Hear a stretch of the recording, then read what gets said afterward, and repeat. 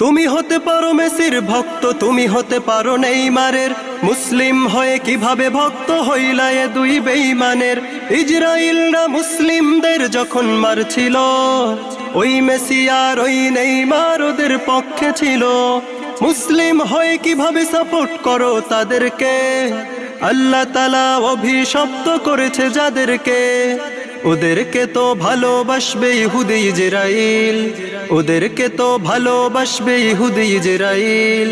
তোমার সাথে ওই শালাদের থাকবে কেন মিল, থাকবে কেন মিল? তুমি হতে পারো আর্জেন্টিনা, তুমি হতে পারো ব্রাজিল, মনে রেখো তোমরা কিন্তু ইহুদিদের শামিল।